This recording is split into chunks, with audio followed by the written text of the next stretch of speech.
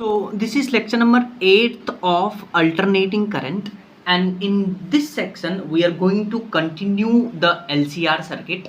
उसमें हम कुछ important points पढ़ेंगे और उसके ऊपर बेस्ड हम क्वेश्चन करेंगे। पहले मैं आपको करंट इलेक्ट्रिसिटी का एक छोटा सा फंडा सिखाता हूँ। आपने करंट इलेक्ट्रिसिटी में आपने पढ़ा होगा कि जब हम किसी भी बल्ब का ब्राइटनेस कंपेयर करते हैं तो किसी भी बल्ब का ब्राइटनेस जो होता है इट इज डायरेक्टली प्रोपोर्शनल कि बल्ब का पावर कितना है, राइट। और आपको पता है पावर का फॉर्मूला होता है I स्क्वायर इंटू आर। तो यानी कि brightness of bulb B that is directly proportional to I square R. ठीक है, ये एक फंडा जो हम करंट इलेक्ट्रिसिटी का यूज करेंगे। ठीक है, अब मान लीजिए आपके पास एक बल्ब है और ये बल्ब कैपेसिटर के साथ कनेक्टेड है और इसको हमने AC सोर्स से कनेक्ट किया है। यह है कंडीशन नंबर फर्स्ट, ध्यान से सुनिएगा, ठीक है। अच्छा, अब इसमें बोला है कि ये जो कंडीशन 1 है इसमें आपसे बोला है कि अगर हम कैपेसिटेंस को डिक्रीज करते हैं तो आपको बल्ब की ब्राइटनेस पे कमेंट करना है।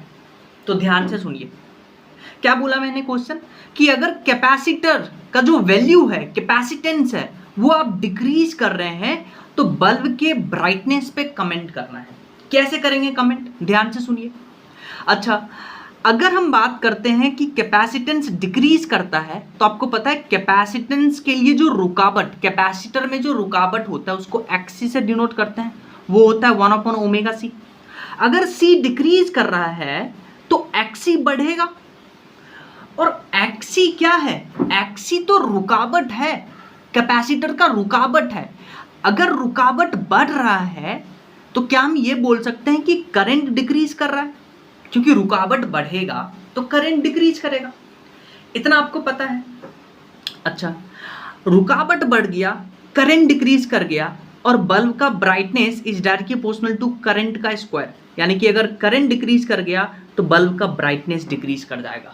तो याद रखिएगा कि अगर आप एक बल्ब को कैपेसिटर के साथ कनेक्ट करते हैं AC सोर्स के साथ, और अगर आप कैपेसिटेंस डिक्रीज करते हैं तो XC बढ़ेगा, रुकावट बढ़ेगा, करंट डिक्रीज करेगा तो बल्ब का ब्राइटनेस डिक्रीज करेगा। समझ में आया पॉइंट। अच्छा, दूसरा कंडीशन सुनिए। सेम आपके पास बल्ब है, राइट, सेम आपके पास बल्ब है, सेम कैपेसिटर आपके पास है, लेकिन अब उसको हम क्या कर रहे हैं, बैटरी से कनेक्ट कर रहे हैं, उसको AC से कनेक्ट नहीं कर रहे हैं। तो ये आपके पास बैटरी से ये कनेक्टेड है। अच्छा, जैसे ही हमने बैटरी वर्ड यूज किया तो आपको पता है DC सप्लाई की बात कर रहे हैं, और DC सप्लाई बोले तो कि यहाँ का फ्रीक्वेंसी 0 होगा, और अगर फ्रीक्वेंसी 0 होगा तो सेम आपसे बोला है कि अगेन सेम सर्किट में कैपेसिटेंस डिक्रीज करने से आप बल्ब के ब्राइटनेस पे कमेंट करिए। तो फ्रीक्वेंसी 0 हो गया तो XC को लिख सकते हैं 1/ωc, और आपको पता है ओमेगा होता है 2πf, तो XC को लिख सकते हैं 1/2πf इंटू C। अब सिंस फ्रीक्वेंसी ही 0 हो गया, क्योंकि DC सप्लाई हमने अप्लाई किया है, DC में फ्रीक्वेंसी 0 होता है, तो XC हो गया 1/0 जो बेसिकली इन्फानाइट होता है।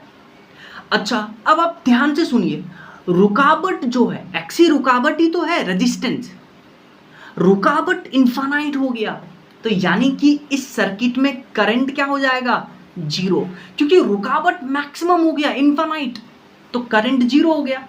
और अगर करंट 0 हो गया तो ये बल्ब जो है ये ग्लो ही नहीं करेगा।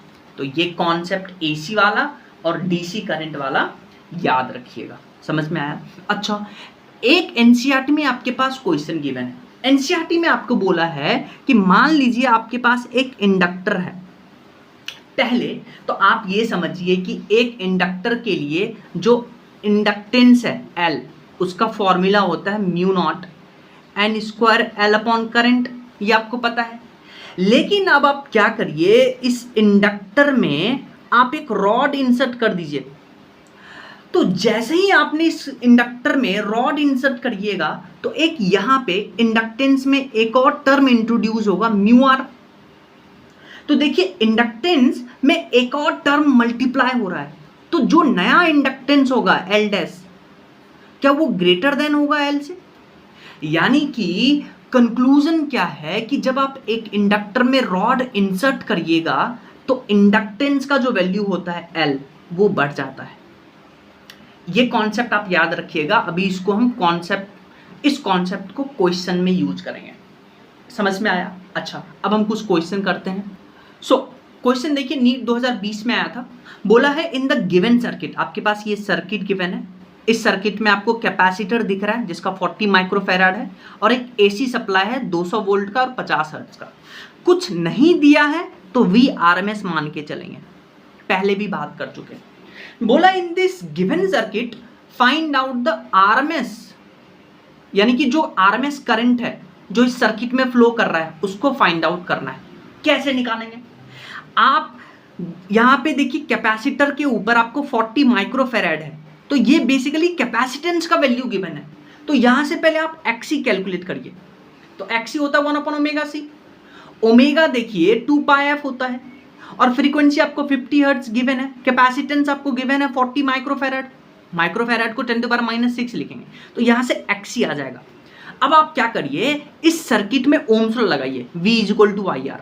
V = IR, R के जगह पे XC, क्योंकि सिर्फ और सिर्फ सर्किट में कैपेसिटेंस गिवन है, कैपेसिटर गिवन है। तो यहां से IRMS हो जाएगा VRMS/XC। VRMS आपको ऑलरेडी गिवन है 200 वोल्ट, XC आपने यहां से निकाला है, आपके पास IRMS आ जाएगा। नीट 2020 का क्वेश्चन है। नेक्स्ट क्वेश्चन देखिए जो नीट 2020 में ही आया था, ये कोविड नीट 2020 में आया था। ठीक है, क्वेश्चन सुनिए। क्वेश्चन बोला है कि if an iron rod is inserted in the solenoid, यानी कि सोलोनॉइड में एक आयरन रॉड इंसर्ट करते हैं। तो अभी मैंने आपको बताया था कि एक सोलोनॉइड यानी कि इंडक्टर, उसमें अगर आप एक आयरन रॉड इंसर्ट करिएगा तो जो इंडक्टेंस है वो बढ़ता है। अभी हम पिछला कॉन्सेप्ट यही पढ़ के आए हैं। तो आपसे पूछा है कि जब आप एक सोलोनॉइड में रॉड इंसर्ट करते हैं then how does the brightness of the bulb change. तो पूछा है कि ये जो सर्किट में आप सोलोनॉइड में रॉड इंसर्ट किए हैं तो बल्ब का ब्राइटनेस कैसे चेंज होगा। आपके पास ऑप्शन है decreases, increases, remain same, none. अच्छा ध्यान से सुनिए, जैसे ही आपने सोलोनॉइड में रॉड इंसर्ट किया इंडक्टेंस बढ़ गया, एल बढ़ गया। तो आपको पता है जो इंडक्टर का, जो सोलोनॉइड का बेसिकली रुकावट है एक्सएल, वो बढ़ जाएगा, क्योंकि आपको पता है एक्सएल होता है ω/L। एल बढ़ाइएगा तो एक्सएल बढ़ेगा, एक्सएल बढ़ेगा तो रुकावट जो जेड है इम्पीडेंस वो बढ़ेगा, करंट डिक्रीज करेगा। और आपको पता है brightness is directly proportional to I²R। और करंट डिक्रीज करेगा तो ब्राइटनेस डिक्रीज करेगा। कब? जब आप इस सोलोनॉइड में एक रॉड इंसर्ट करते हैं। तो आंसर क्या हो जाएगा? डिक्रीजेस।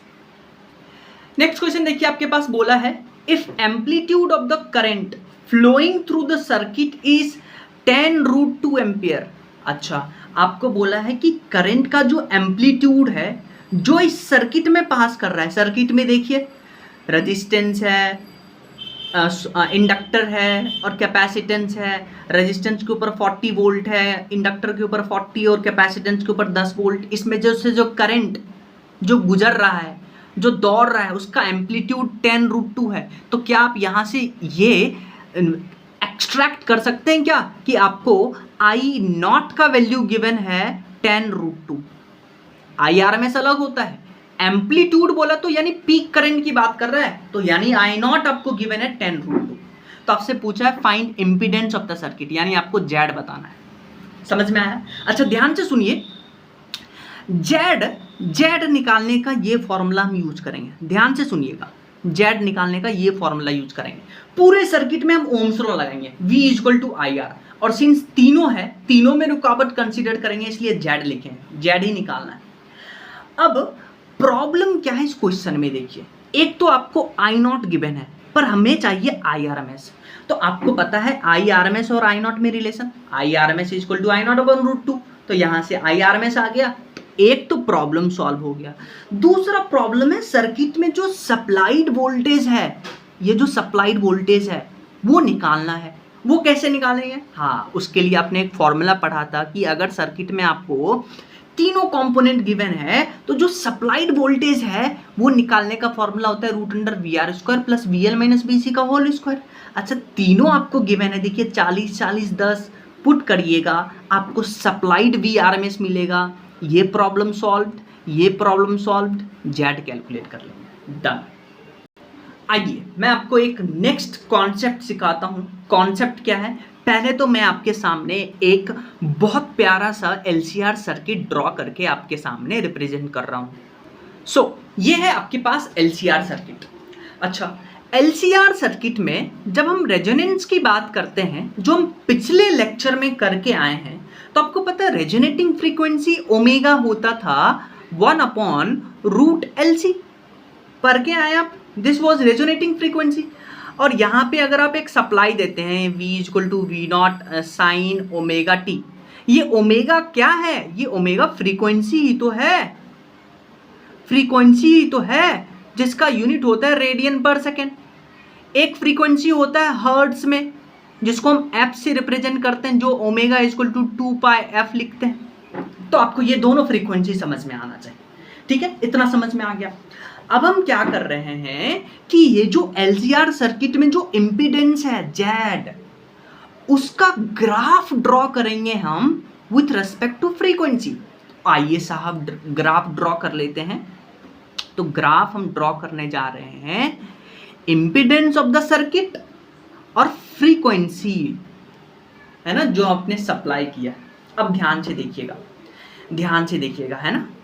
अगर हम बात करते हैं कि जैसे जैसे आप ओरिजिन से फ्रीक्वेंसी बढ़ाइएगा, आप फ्रीक्वेंसी बढ़ा रहे हैं, क्या कर रहे हैं आप, फ्रीक्वेंसी बढ़ा रहे हैं, तो ग्राफ हमारे पास कुछ ऐसा ऑब्जर्व होता है, एक्सपेरिमेंटल ग्राफ है, ग्राफ कुछ हमारे पास एक ऐसा ऑब्जर्व ग्राफ होता है। अब आप इस ग्राफ को रीड करना आना चाहिए आपको। देखिए ध्यान से देखिए, ये जो पॉइंट है, जो मिनिमम पॉइंट आपको दिख रहा है, ये जो जिस पॉइंट पे ये फ्रीक्वेंसी है, जहां पे जेड मिनिमम आपको दिख रहा होगा, यहां पे आपको जेड मिनिमम दिख रहा होगा, जिस पॉइंट पे जेड मिनिमम है उसको हम बुलाते हैं रेजोनेटिंग फ्रीक्वेंसी। आपको पहले ही पता है कि रेजोनेटिंग फ्रीक्वेंसी पे जो सर्किट का इम्पीडेंस होता है वो मिनिमम होता है और वो रेजिस्टेंस के बराबर होता है। तो ये पॉइंट हो गया मिनिमम, ये एक्सपेरिमेंटल ग्राफ है। अच्छा, अब सुनिए, आप ग्राफ से क्या एनालिसिस करिएगा। अब आप देखिए, जैसे जैसे आप फ्रीक्वेंसी बढ़ा रहे हैं, फ्रीक्वेंसी बढ़ा रहे हैं तो इम्पीडेंस बढ़ रहा है। जैसे जैसे आप फ्रीक्वेंसी बढ़ा रहे हैं इम्पीडेंस बढ़ रहा है, ऐसा क्यों? अच्छा, इसको मैं आपको समझाता हूं। जैसे फॉर एग्जांपल अगर मैं बात करता हूं XL = ω/L लिखते हैं और XL = 2πfL, ठीक है। अब आप देखिए, जैसे जैसे आप फ्रीक्वेंसी बढ़ाइएगा, क्योंकि XL is directly proportional to frequency, जैसे जैसे आप फ्रीक्वेंसी बढ़ाइएगा तो XL बढ़ेगा। और XL क्या है, XL रुकावट ही तो है, XL रुकावट ही तो है। तो जैसे जैसे आप फ्रीक्वेंसी बढ़ाइएगा तो इम्पीडेंस जो रुकावट है वो बढ़ेगा, और जैसे जैसे आप फ्रीक्वेंसी बढ़ा रहे हैं तो यहाँ XL will be greater than XC, क्योंकि यहाँ पे देखिए फ्रीक्वेंसी बढ़ाइएगा XL बढ़ रहा है, तो XL will be greater than XC। अगर XL ग्रेटर देन XC है तो अब आप बताइए जो आपके पास सर्किट है वो कैसा बिहेव करेगा, इंडक्टिव। और आपको पता है इंडक्टर में E लीड करता है। ये क्वेश्चन आया हुआ है AIPMT में। AIPMT में क्वेश्चन पूछा था कि अगर आप इस AC का फ्रीक्वेंसी बढ़ाते हैं तो जेड पे इफेक्ट बताइए। तो ध्यान से सुनिए, जैसे आप देखिए यहाँ पे फ्रीक्वेंसी 0 था, जैसे जब फ्रीक्वेंसी बढ़ा रहे हैं तो पहले क्या हो रहा है, जेड कम हो रहा है। एक्सपेरिमेंटल ग्राफ है, पहले जेड कम हो रहा है, एक बार जेड मिनिमम हो गया, फिर जेड बढ़ रहा है। तो एक AC सर्किट में जैसे जैसे आप फ्रीक्वेंसी बढ़ाइएगा तो पहले जेड डिक्रीज करेगा, फिर जेड मिनिमम जाएगा और फिर जेड इंक्रीज करेगा। तो ये पॉइंट याद रखिएगा, ठीक है। अब आप इस पॉइंट को भी याद कर लीजिए कि अगर आप फ्रीक्वेंसी कम कर रहे हैं, आप जैसे देखिए इधर आइए तो फ्रीक्वेंसी कम कर रहे हैं आप, तो जेड डिक्रीज कर रहा है। इसका क्या मतलब है, आपको पता है XC होता है 1/ωc, और इसको ऐसे भी लिख सकते हैं 1/2πfc। अब आप देखिए फ्रीक्वेंसी आप कम करिए, सॉरी ये जो ग्राफ है ये मिनिमम है, मिनिमम है मतलब आप इधर जाइएगा तो बढ़ेगा, इधर जाइएगा तो बढ़ेगा, ये एरो ऐसे होगा कि आप मिनिमम से ऊपर जाइए तो जेड बढ़ेगा, इधर से इधर जाइए तो जेड बढ़ेगा। तो अब आप देखिए जैसे जैसे आप फ्रीक्वेंसी घटा रहे हैं, आप ओरिजिन के पास जा रहे हैं, फ्रीक्वेंसी घटाइएगा एक्सी बढ़ेगा, एक्सी मतलब रुकावट बढ़ेगा। तभी तो ये मिनिमम है कि जब आप इधर जाइएगा तो बढ़ेगा जेड, इधर जाइएगा तो जेड बढ़ेगा। सो जैसे जैसे हम फ्रीक्वेंसी बढ़ाएंगे तो पहले जेड डिक्रीज करेगा, फिर मिनिमम होगा, फिर जेड इंक्रीज करेगा। ठीक है, तो ये है कहानी कि Z first decreases then attends minimum value and then increases. अच्छा, ये तो है जेड मतलब रुकावट। इसी का उल्टा अगर हम करंट, जेड की जगह पे करंट का ग्राफ बनाए तो देखिए, ध्यान से देखिए करंट का ग्राफ कैसे बनेगा, जस्ट उसका उल्टा। ये है करंट, ये है फ्रीक्वेंसी, तो ग्राफ कुछ ऐसा बनेगा। एक पॉइंट, एक फ्रीक्वेंसी ऐसा होगा जहां पे जेड मिनिमम था तो करंट क्या हो जाएगा, मैक्सिमम। समझ में आया? और इसको बुलाते हैं IRMS करंट।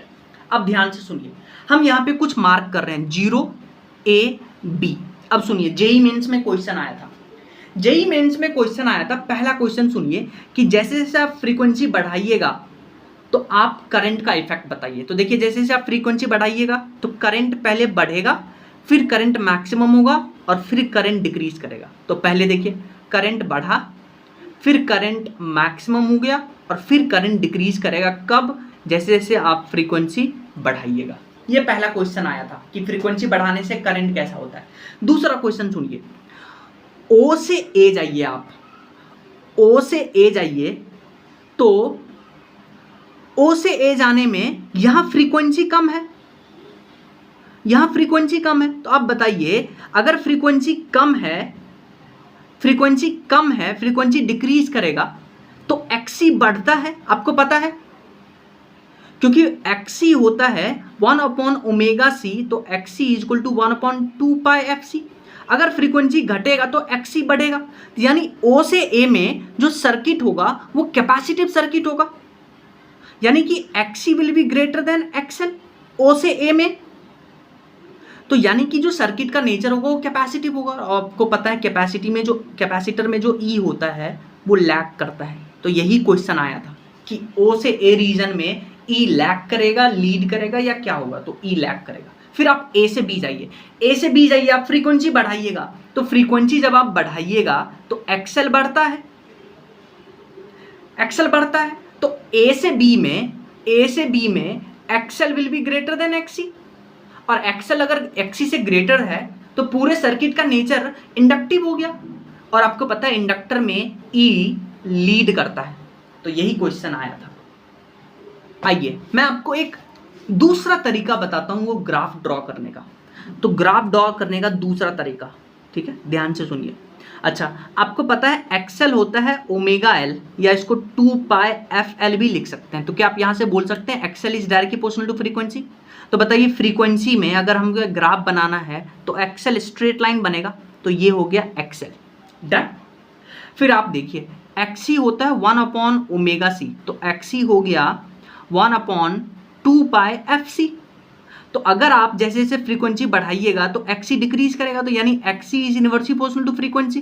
तो बताइए XC का ग्राफ कुछ ऐसा बनेगा, XC।